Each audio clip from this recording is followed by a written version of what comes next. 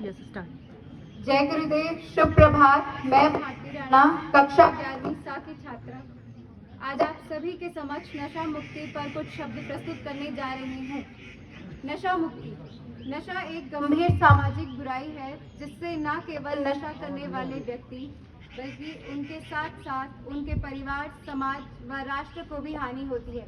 साथ ही खुद नशा करने के लिए चोरी तथा आपराधिक घटना को अंजाम देने हेतु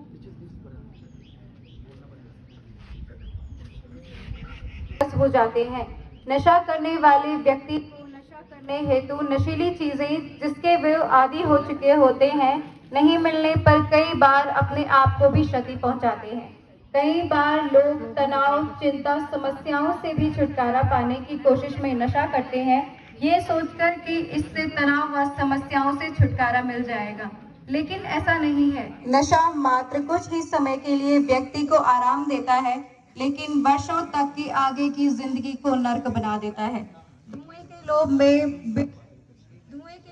लोग बीड़ी, सिगरेट, गांजा, मुख के द्वारा शराब, भांग, अफीम, खैनी, गुटखा, नाक के द्वारा कोकेन, सोल्यूशन, व्हाइटनर और इंजेक्शन के द्वारा हेरोइन, कोकेन आदि का प्रयोग कर लोग नशे में लगते हैं।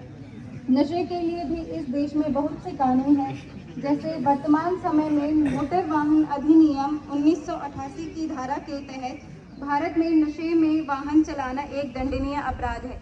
नशे में वाहन चलाते हुए लोगों को कैद या जुर्माना भी हो सकता है। आज की जनरेशन बहुत स्मार्ट है, ये हमारे टीचर्स बहुत बार हमें कहते हैं, लेकिन यह स्मार्टनेस खाली गलत कामों में है, यह हम सब जानते हैं। सैकड़ों की संख्या में लोग क्लब के बाहर गिरे पड़े मिलते हैं, जिन्हें पुलिस उठाकर ले जाती है क्योंकि वो लोग बस नशे में लिप्त रहना पसंद करते हैं। अगर हम अपने शहर में घूमें तो 36 लोग हमें नशा करते हुए, धूम्रपान करते हुए दिखते हैं, कुछ पान पिचकारी चलाते हुए दिखते हैं और फिर लोग कहते हैं कि इंडियन गवर्नमेंट फोकस नहीं करती। असल बात तो यह है कि हम लोग अपना सिविक सेंस यूज नहीं करते हैं।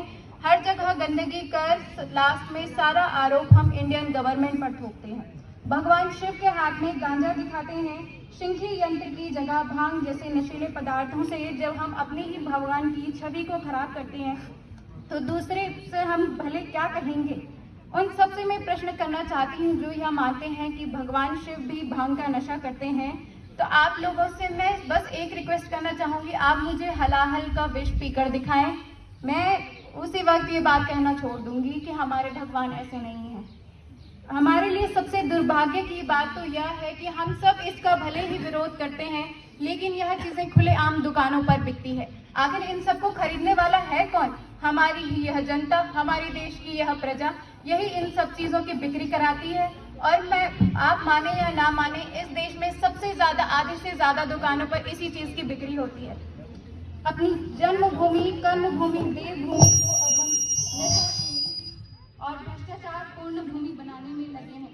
तो कृपया करके अपनों के साथ ऐसा ना करें, क्योंकि हम सब जानते हैं कि यह हम सबके लिए जानलेवा है।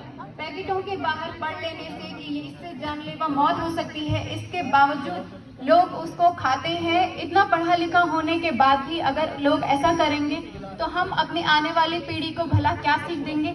आजकल के गाने भी वैसे ही हो चुके हैं कि अगर दारू ना मिले तो जीवन का क्या काम।